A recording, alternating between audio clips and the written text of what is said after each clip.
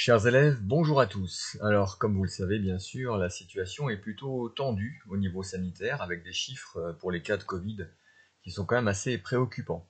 Si vous regardez ce graphique, c'est le bilan humain en France, et vous voyez qu'on s'approche à la mi-novembre assez inexorablement du pic de mortalité qu'on avait observé au mois d'avril. Si vous voulez en savoir plus, je vous invite à consulter le site de Santé publique France qui publie quotidiennement les données actualisées et vous trouverez l'adresse dans la description de la vidéo. Donc oui, hein, clairement, on est dans cette fameuse deuxième vague de Covid avec une circulation très importante du virus. Pour vous qui êtes en classe de seconde, première ou terminale, la question qui se pose également est donc comment organiser le travail à distance. Alors bien sûr, je parlerai plus spécifiquement des modalités concernant les SVT et l'enseignement scientifique dont je m'occupe. La première chose effective à compter du lundi 16 novembre, c'est la mise en place d'un enseignement à effectif réduit, une semaine au lycée et la semaine suivante à la maison.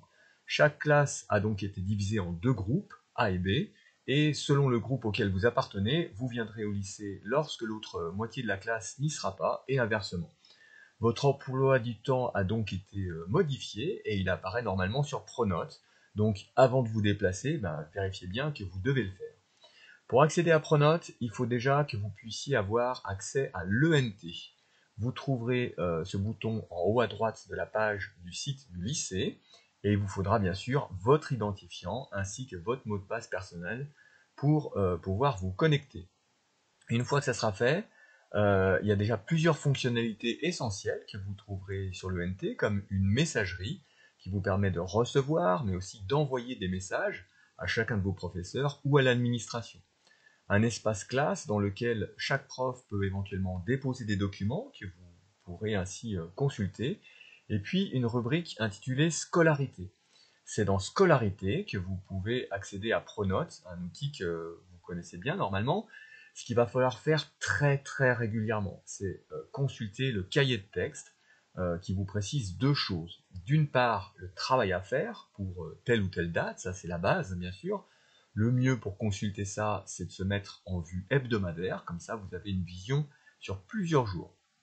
D'autre part, au-delà des devoirs, il y a aussi le contenu des cours, qu'ils aient eu lieu en présentiel ou à distance. Donc si jamais vous avez été absent à une ou plusieurs séances, vous pouvez donc retrouver chacune d'entre elles dans cet espace en remontant dans le calendrier à la date où vous avez été absent.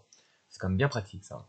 Sur le cahier de texte Pronote, j'indique systématiquement le plan du cours en respectant le même code couleur qu'en classe, le titre des activités qui correspond à la fiche qui est systématiquement distribuée, les compétences mobilisées et que vous devriez être capable de progressivement maîtriser de mieux en mieux.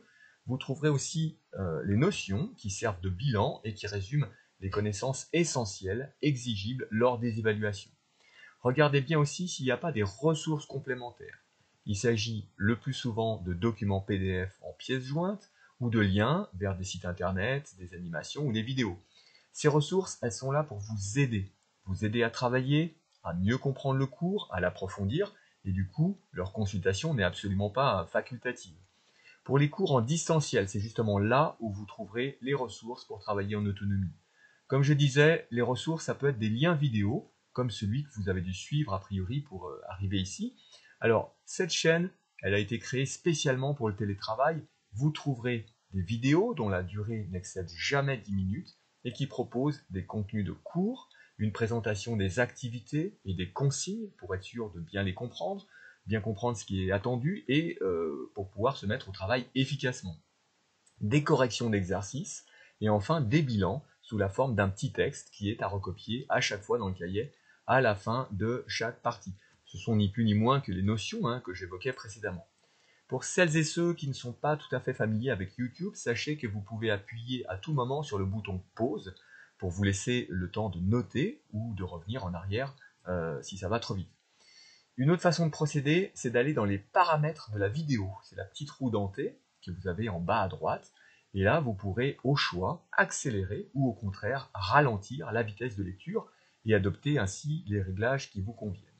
Dernière chose, vous trouverez aussi beaucoup de contenu qui ne vous concerne pas directement, mais vous pouvez néanmoins regarder si ça vous fait plaisir. Pour ça, je vous suggère d'abord de consulter la vidéo mode d'emploi. Elle est accessible maintenant en cliquant sur l'image qui apparaît en haut à gauche de l'écran. Voilà à peu près tout ce que j'avais à vous dire, dans un premier temps en tout cas. Si vous avez des questions sur tout ça, n'hésitez pas à m'envoyer un message sur l'ENT et j'y répondrai dans les meilleurs délais. Voilà, si vous êtes ici, c'est que vous avez dû aussi recevoir du travail et sans doute un lien vers une autre vidéo avec un contenu un peu plus scientifique. Donc, c'est à vous maintenant de vous y mettre et pas plus tard que tout de suite. Allez, c'est parti.